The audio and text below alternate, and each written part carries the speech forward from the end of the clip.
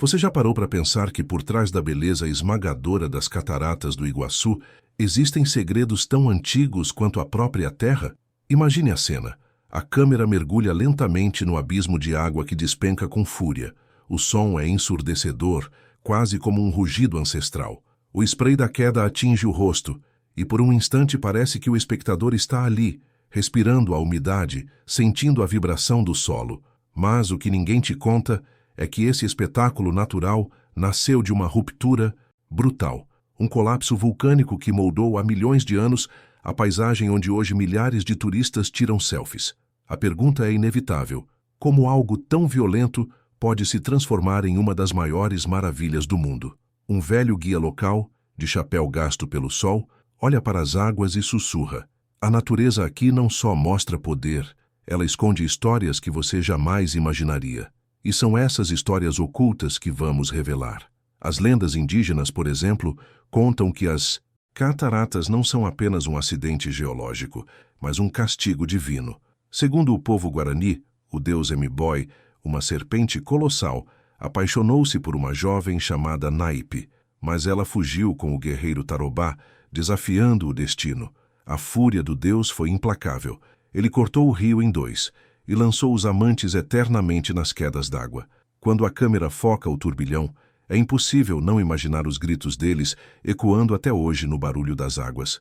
Seria apenas um mito, ou a explicação simbólica de como a dor, a paixão proibida e a vingança também fazem parte da paisagem. Mas além das lendas, há fatos curiosos que poucos conhecem. Em 1986, as cataratas foram declaradas Patrimônio Natural da Humanidade pela Unesco. Porém, a cada década, o fluxo do rio Iguaçu se torna mais instável. Em 2014, por exemplo, as águas caíram a menos de 10% do normal, revelando rochas escondidas e assustando até os moradores. Turistas ficaram chocados, como a oitava maravilha do mundo poderia, de repente, quase desaparecer. A cena parecia um presságio. O que aconteceria com Foz do Iguaçu sem sua maior atração? Outro detalhe intrigante: entre a névoa e o arco-íris que tantas câmeras capturam, existe uma vida invisível. Micro-organismos raríssimos sobrevivem apenas naquele microclima. Aves ameaçadas, como o majestoso tucano de bico verde, voam em bandos cortando o cenário. E em noites silenciosas, quando os turistas dormem, o rugido da água se mistura a cantos que parecem vozes humanas. Guardas florestais juram ter ouvido sussurros. Superstição? Talvez. Mas a pergunta que fica no ar é: será que a natureza ali guarda mensagens que ainda não aprendemos a decifrar? A câmera desce até o nível do rio. Homens em barcos frágeis enfrentam a correnteza. O olhar deles é sério, determinado. Para os moradores locais, as cataratas não são apenas paisagem. São sustento, desafio e até ameaça. Muitos já perderam a vida tentando atravessar o rio em épocas de cheia. O espetáculo que os turistas aplaudem é, para quem vive ali, uma força indomável que cobra respeito com cada gota. E enquanto o espectador é levado por essas imagens, surge a contradição. Foz do Iguaçu é conhecida mundialmente pelas cataratas, mas quantos realmente sabem dessas histórias ocultas? Quantos entendem que cada arco-íris que surge sobre as quedas pode ser tanto um presente quanto um aviso? O guia local volta a falar, olhando para a imensidão das águas. As cataratas são belas, mas também são perigosas. O que elas mostram é só metade da verdade. A outra metade, ninguém quer ver. E você, está preparado para conhecer o lado que nunca aparece nos cartões postais? Porque essa é apenas a primeira parte da jornada. O que vem depois vai revelar ainda mais camadas desse território misterioso, onde beleza e dor caminham lado a lado. Se inscreva agora no canal para continuar essa exploração. O que vamos mostrar a seguir pode mudar para sempre a forma como você enxerga a fronteira mais enigmática do Brasil. Imagine uma cidade onde 3 países se encontram em um só ponto. Uma fronteira invisível que separa culturas, moedas e leis, mas que, ao mesmo tempo, une todos em um emaranhado de negócios que os olhos comuns jamais percebem. Foz do Iguaçu é exatamente isso. Palco de um dos maiores paradoxos do continente. De um lado, turistas gastam fortunas para ver as cataratas e se hospedar em hotéis de luxo. Do outro, Famílias inteiras vivem em barracos de madeira, sem saneamento, dependendo de pequenos contrabandos para sobreviver. Como pode a abundância e a miséria dividirem a mesma rua? A câmera desce sobre a ponte da amizade que conecta o Brasil ao Paraguai. Carros se acumulam, buzinas ecoam, vendedores ambulantes gritam ofertas em espanhol e português. É um caos organizado. Ali não importa se você tem reais, guaranis ou dólares. O dinheiro muda de mão em questão de segundos. 15 dólares. Último preço. Grita um homem com um maço de eletrônicos falsificados. Do outro lado, uma mulher carrega caixas de cigarros escondidas embaixo da saia. Cada rosto reflete urgência, medo e esperança. A economia da fronteira é uma montanha russa. Oficialmente, ela se sustenta do turismo. Mais de 2 milhões de pessoas visitam Foz do Iguaçu todo ano. Mas o que as estatísticas não contam é que grande parte da população local depende de uma economia paralela. O contrabando. Roupas, perfumes, eletrônicos, drogas, até armas. Tudo passa pelas veias dessa tríplice fronteira como se fosse sangue, correndo em artérias invisíveis. Aqui é 8 ou 80, diz um jovem de 19 anos, encostado numa moto adaptada para carregar mercadorias. Ou você trabalha para o turismo, ou você arrisca no corre. Não tem meio termo. E esse corre é cruel. Meninos de 12, 13 anos são vistos atravessando a ponte com mochilas pesadas. Os olhos baixos, o passo rápido. Policiais fazem vista grossa. O som das sirenes mistura-se ao barulho de caixas sendo arrastadas, pneus queimando e ao cheiro de gasolina e suor. A injustiça é clara. Enquanto alguns enriquecem com o fluxo incessante de mercadorias, outros mal têm o que comer. Mas o paradoxo não termina aí. De um lado da rua está o Duty Free, prateleiras brilhantes, ar-condicionado gelado, perfumes franceses que custam o salário de um mês de um trabalhador. Do outro, a feira clandestina, poeira, calor sufocante, comida barata e produtos falsificados. O contraste é tão brutal que parece uma cena escrita por um roteirista de ficção. Mas é apenas a realidade da fronteira. E há ainda o turismo milionário, cassinos em Ciudad del Este, hotéis 5 estrelas em Puerto Iguaçu, passeios exclusivos de helicóptero sobre as quedas.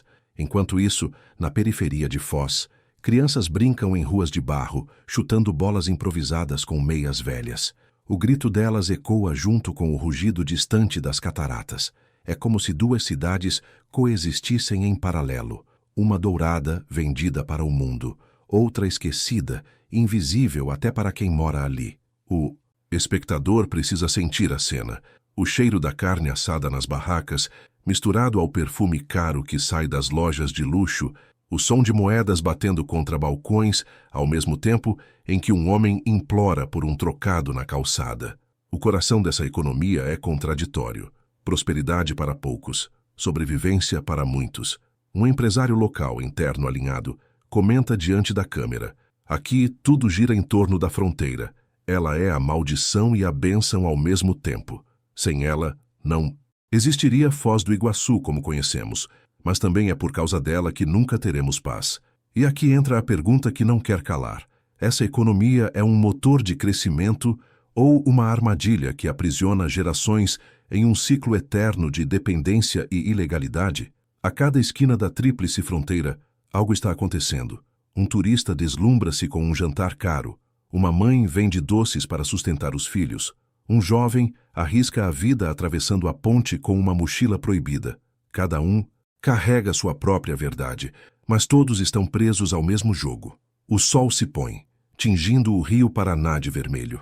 A câmera se afasta, revelando as luzes da ponte que conectam Brasil, Paraguai e Argentina como veias brilhando no escuro.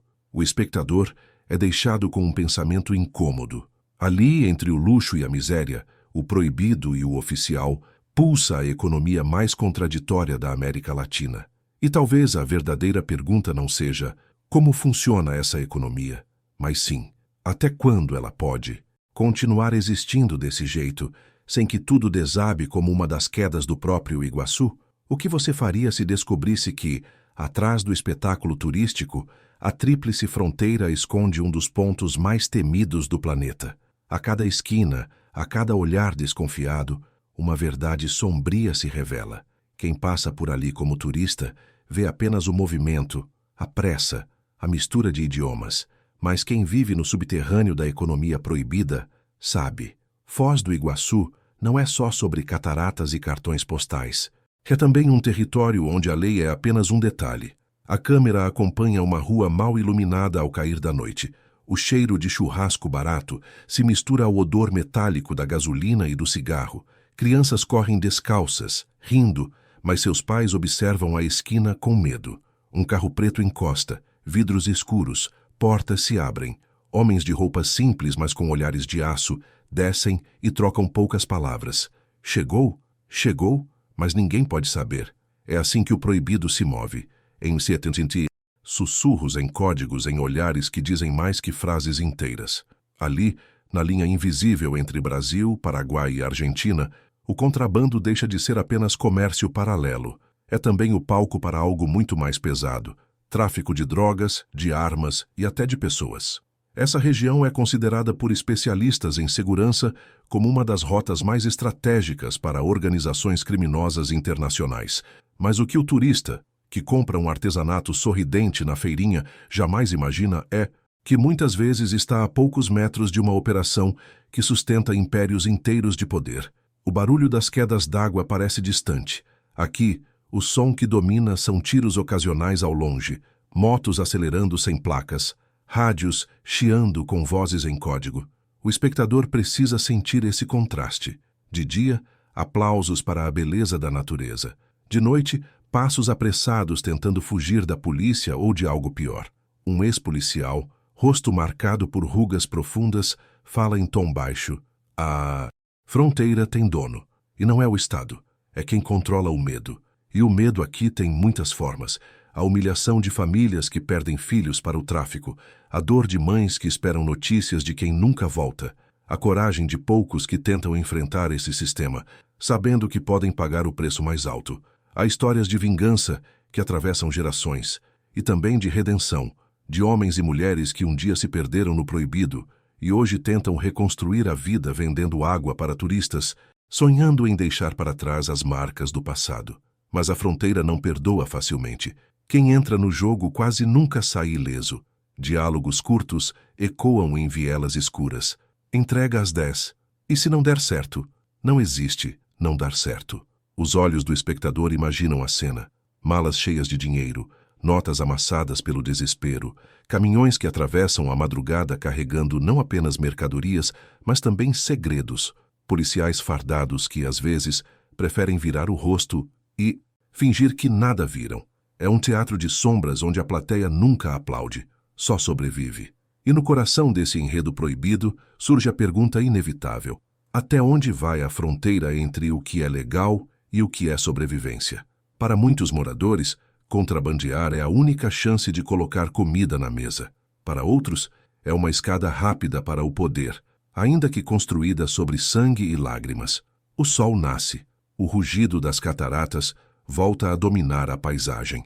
O turista tira fotos sorrindo, sem imaginar que a poucos quilômetros dali, uma operação clandestina está em andamento. Essa dualidade é o que mais assusta. O proibido vive lado a lado com a beleza, sem nunca se revelar completamente. E aqui está o mini-clímax. Talvez a maior atração da fronteira não seja a queda d'água monumental, mas o segredo que ela encobre. O que acontece quando uma região vive sob duas realidades tão extremas? O espectador fica preso à atenção. Porque, se até agora você achava que conhecia a tríplice fronteira, precisa saber: o lado proibido é apenas o começo. O próximo passo vai revelar algo ainda mais surpreendente, como culturas diferentes, quando se chocam, criam tradições que parecem quase irreais. Se inscreva e continue acompanhando essa jornada. A seguir, vamos mergulhar nos choques culturais mais bizarros e fascinantes que só existem nesse pedaço esquecido do mapa. 3 países em um só ponto: Brasil, Paraguai e Argentina, respirando o mesmo ar, dividindo o mesmo rio, cruzando o mesmo chão. Mas será que é possível misturar 3 culturas tão diferentes sem criar colisões? O espectador é jogado no coração da tríplice fronteira, onde cada esquina é uma surpresa, cada rosto carrega um sotaque, cada gesto esconde uma tradição que pode parecer bizarra, incompreensível, até surreal. Imagine caminhar por uma feira popular em Ciudad del Este. O som é ensurdecedor. Vozes em espanhol, português, guarani, tudo misturado como uma música caótica. O cheiro de empanadas fritando se mistura com o perfume forte vindo de lojas improvisadas. Um vendedor ergue a mão. "Hermano, barato, barato!" E do outro lado, um brasileiro responde rindo. "Dá desconto que eu levo." Em segundos, uma negociação atravessa 3 línguas, 3 moedas, 3 formas diferentes de enxergar o valor do mesmo objeto. Não é comércio apenas. É choque cultural em sua forma mais pura. Mas o choque vai além do mercado. Ele invade as casas, as ruas, as igrejas. Um casamento em Puerto Iguaçu, por exemplo, pode começar com tango argentino, passar por músicas sertanejas brasileiras e terminar com ritmos paraguaios embalados por harpas guaranis.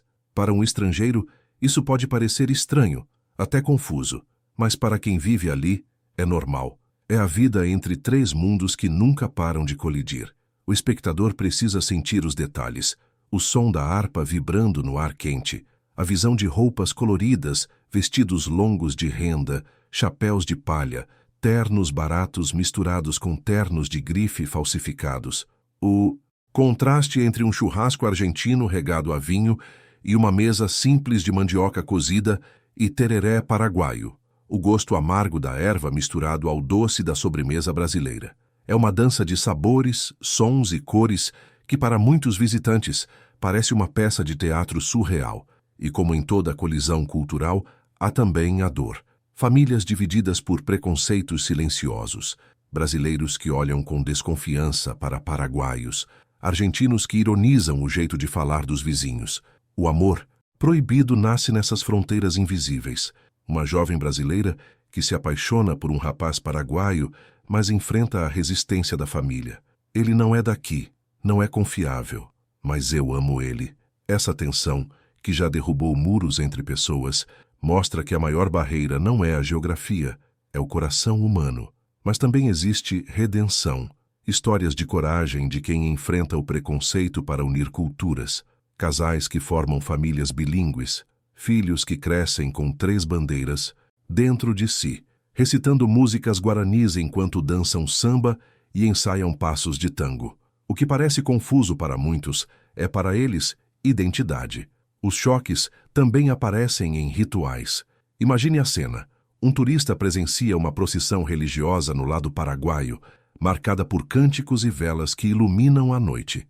Dias depois, cruza para o lado argentino e encontra um festival de danças sensuais, repletas de intensidade. E logo em seguida, no lado brasileiro, houve um grupo evangélico entoando hinos ao som de guitarras elétricas. Como não sentir que está vivendo em 3 realidades paralelas, e ainda existem tradições que beiram o surreal para quem olha de fora? Histórias de curandeiros paraguaios que usam ervas e rezas para curar doenças. Jogadores de futebol de várzea que juram beber água do Iguaçu antes de cada jogo como forma de proteção. Feiras de produtos bizarros, poções, raízes, até amuletos feitos de ossos. Para o turista, tudo isso pode parecer estranho, quase mágico. Mas, para os moradores, é apenas cotidiano. A fronteira é um mosaico, e mosaicos são lindos porque unem peças diferentes, mas também são frágeis. Cada peça pode se chocar com a outra. O espectador precisa entender. Viver aqui é conviver com o choque constante. O choque de idiomas, de tradições, de valores, de crenças, e ao mesmo tempo é aprender a sobreviver nessa mistura. O clímax desse capítulo surge quando percebemos que o choque cultural não é apenas conflito, é também resistência. Resistência de povos que, apesar de humilhados, explorados ou esquecidos, não abrem mão de suas raízes. A fronteira, no fundo, não é só lugar de proibições e ilegalidades. É também um palco de esperança, onde o novo nasce do encontro improvável do diferente. De longe tudo parece perfeito, uma das 7 maravilhas da natureza, arco-íris dançando sobre o abismo, turistas sorrindo com capas de chuva coloridas. Mas você já parou para pensar no que existe atrás da cortina d'água? O que acontece quando a câmera se desliga e os flashes dos celulares desaparecem? A beleza das cataratas é inegável, mas o que poucos percebem é a cicatriz escondida logo ao lado desse espetáculo. A câmera se aproxima lentamente de um hotel luxuoso, vidros espelhados refletindo o verde da mata.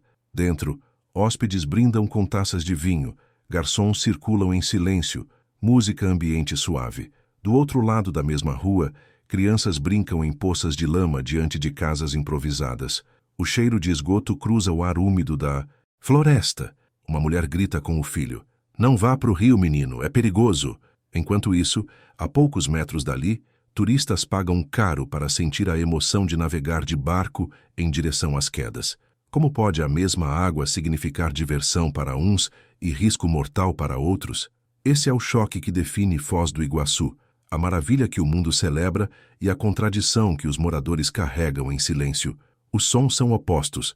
De um lado, o rugido das quedas, aplausos, gritos de euforia. Do outro, o barulho de panelas batendo em cozinhas pobres. O choro de crianças, discussões abafadas em vielas escuras. O contraste é tão brutal que chega a ser poético, como se a natureza tivesse criado a maior metáfora da desigualdade humana. E a injustiça se revela nas pequenas cenas. Uma guia turística conta, sorridente, a história das lendas guaranis para um grupo europeu. Ela ganha gorjetas em euros, mas, ao voltar para casa, encontra a geladeira vazia. Falar de riqueza todo dia e viver na miséria é como viver em dois mundos ao mesmo tempo. Ela confessa com os olhos marejados. O espectador precisa sentir a contradição em cada detalhe. O brilho da água em alta velocidade refletindo a luz do sol. O cheiro de protetor solar misturado ao cheiro de lixo, acumulado em ruas sem coleta. O rosto sorridente do turista em contraste com a expressão cansada do vendedor ambulante que carrega nas costas o peso da sobrevivência.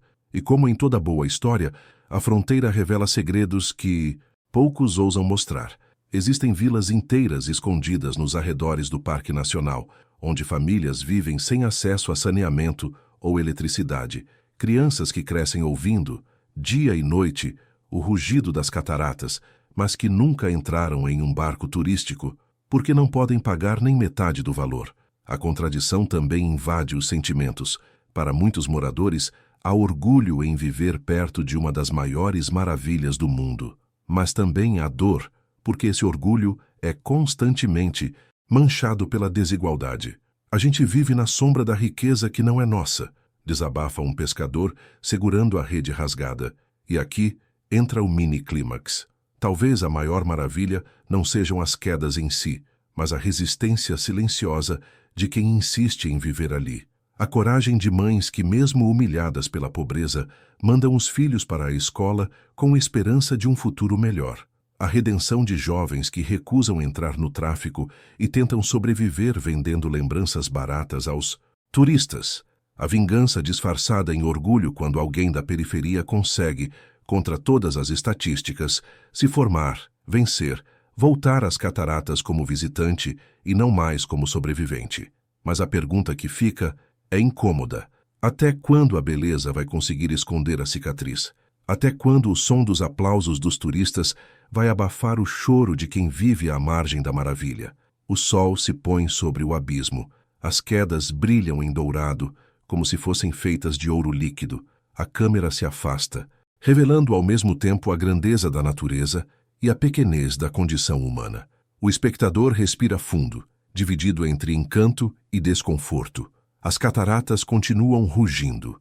O arco-íris se estende no ar úmido, como se fosse uma promessa feita pela própria natureza. Mas agora, depois de tudo o que você viu e sentiu, aquele cenário já não é o mesmo.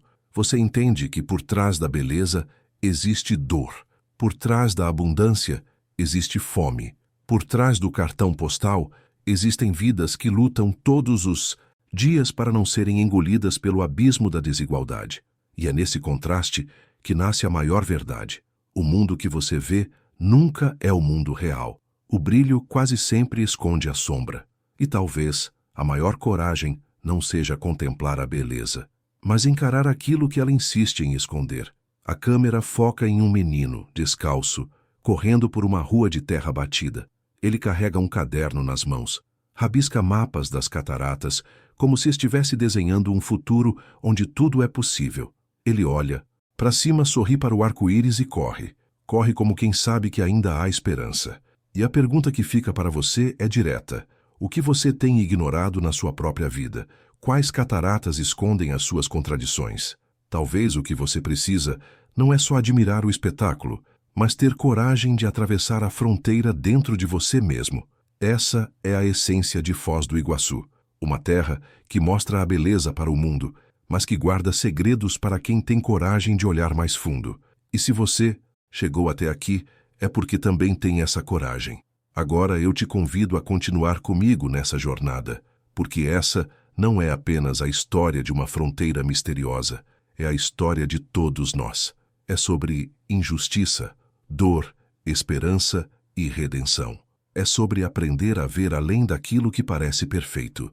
Se inscreva no canal, acompanhe as próximas histórias e permita-se enxergar o mundo com novos olhos, porque cada lugar, cada pessoa e cada verdade escondida pode mudar a forma como você enxerga sua própria vida. E lembre-se, às vezes a maior maravilha não está naquilo que o mundo mostra, mas naquilo que você decide descobrir.